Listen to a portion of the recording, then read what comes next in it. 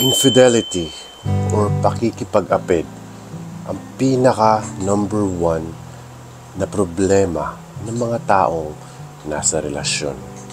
So, ang infidelity is, as I said, ang pinakamahirap na kalaban. Lalong-lalo na pag mahal na mahal mo yung boyfriend o yung asawa mo. So, what if kapag yung boyfriend or asawa mo na in love sa kanyang mistress or sa kabit, paano mo nga ba malalaman to? So ngayong gabing to, sa video na to, malalaman nyo kung mahal na ba niya yung kabit niya or yung mistress niya. Number one, he is emotionally distant, or sa Tagalog, malayo na yung loob niya sa'yo. So ano nga ba pag emotionally distant na yung boyfriend o yung asawa mo sa'yo? So it only means na nag-iiba na yung ugali niya and malakas na yung power ng feelings niya doon sa babae na yun. So nagiging emotionally distant na siya and napapansin mo hindi na siya masyadong open sa'yo. Alam mo yun, yung nandyan siya pero yung utak niya wala. And another thing is mabilis siyang magalit bigla. Kung may mga itatanong ka lang sa kanya or may mga concerns ka, bigla na lang yan nagagalit or for no other reason. Kasi yung mga lalaki is very, very good in multitasking. Kapag kami ang nag-multitasking, alam mo yun, kayang-kaya namin pagsabayin lahat. Kahit babae. And yeah, we're good in multitasking. But once he was become emotionally distant, hindi na yan multitasking na tinatawag. Ang ibig sabihin yan, pag naging madistansya na sa sayo, kapag naramdaman mo na malayo na yung loob niya sa'yo, ang ibig sabihin nun, in love na siya sa kabit niya. Up next is, she is his only mistress. Siya lang yung nag-iisang mistress niya. Kasi, girls, kapag ang lalaki, merong multiple na kabit, let's just say, napakarami niyang kabit, it only means na pag marami siyang kabit is libog lang siya. Libog lang yun.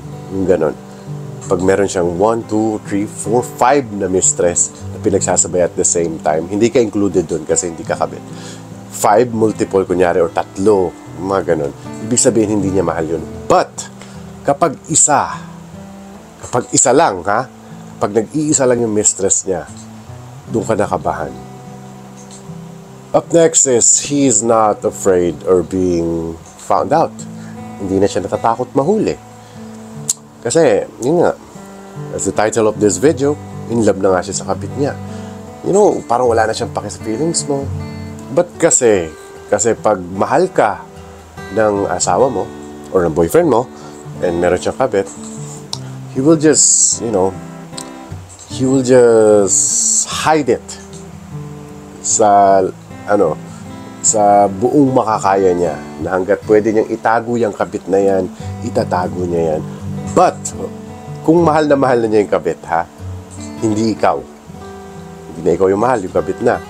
So, anytime na, yan, sa'yo na siya magiging distant, sa'yo na siya magbabago ng feelings, sa'yo na siya, darating nga siya sa bahay, pero parang wala pa rin siya. Hindi na ikaw yung center of attention niya.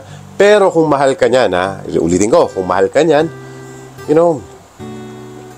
papatahimikin niya yung kabit niya. Kasi most usually ng mga kabit ng mga babae is very, very loud.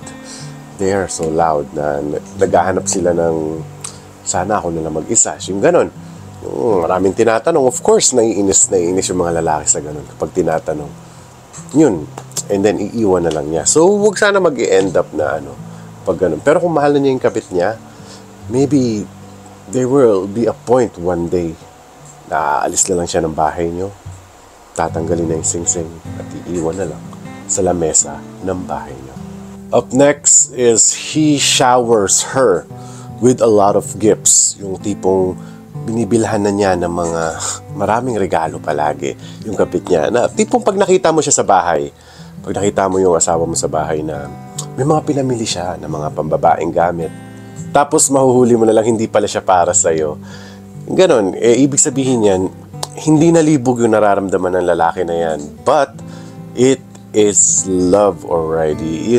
Kasi, ganun lang naman yan eh. If ever na, ganun, na pag yung lalaki is hindi niya mahal yung isang tao, he will show no effort at all. And lalo na, pag yung lalaki bumunot na sa bulsa niya, pinag-e-effortan na niya pumunta sa mall, hindi na lang kasi, usually mga kabit, ginaganyan na lang ng pera yan, bili mo na yung gusto mo. But pag yung lalaki na yung bumili, ibang usapan na yan. Up next is yung pinapakilala na niya yung kabit niya sa family niya. So, yun ang pinakamasahol.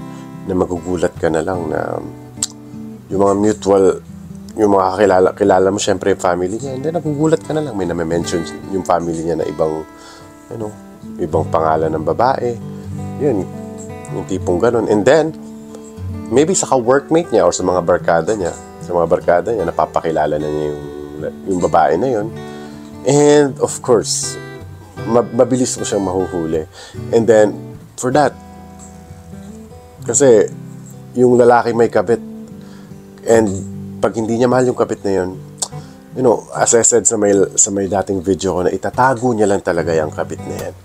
Hindi niya ipapakita sa mundo. But kung ipapakita na niya sa mundo, mahal na niya yan. And last but not the least is, he makes you the other woman.